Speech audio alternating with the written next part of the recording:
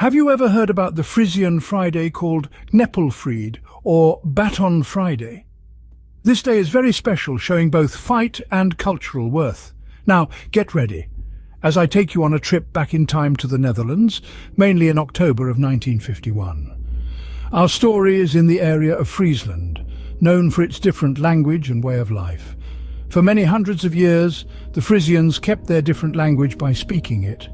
But by the middle of the 20th century, things began to shift.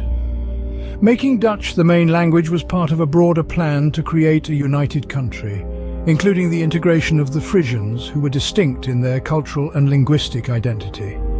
The aim was to foster unity among the people, with Dutch serving as the linguistic glue that would bind the nation together and cultivate a stronger sense of national identity. However, this quick change in language was like hurrying up the process of becoming the same, and in Friesland it was seen as not needed. Being Frisian was not just a way of talking, it was the main part of their way of life. It was who they were. The language was in their songs, poetry and daily talks. The fear of losing their language was like losing a big part of their cultural roots. This force of the Dutch language was seen as a danger to their hundreds-year-old traditions. It wasn't just a language change. It was a cultural mix-up that risked to wipe away hundreds of years of Frisian past, tradition and identity. Such a big change in language rule, of course, started unhappiness among the Frisians. This unhappiness grew more as Dutch was pushed on them, risking to cover their different language. This growing unhappiness, with the cultural worth of the Frisian language and the unwanted force of Dutch, set scene for the Kneppelfreed fight. The start of the fight had been made as the Frisians felt their cultural identity going away. The air was filled with the spirit of fight, and it was only a matter of time before this feeling turned into the Kneppelfreed protest. On the 16th of October 1951, the growing stress turned into what we now call the Kneppelfreed, or Baton Friday.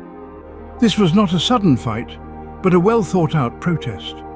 The Frisians chose to speak only Frisian in court, knowing it would get them in trouble. The day started with a court case in Leeuwarden, the main city of Friesland.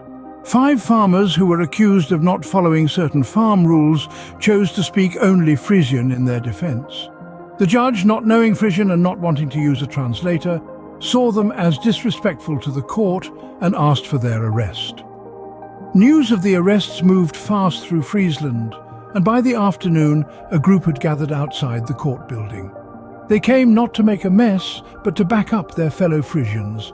The police, however, saw this group as a danger. They used bats to break up the group, hence the name Baton Friday. What happened next was a lot of protests and work stoppages that went on for weeks. The Dutch government had to pay attention. Even though it took a lot of years, the happenings of Kneppelfreed slowly led to the Frisian language being accepted in court and in schools. So the next time you hear the word Kneppelfreed, think of the brave Frisians who fought for their language, their way of life, and their right to be listened to. What they did on that October day in 1951 shows the lasting spirit of standing up and the chase of keeping culture alive.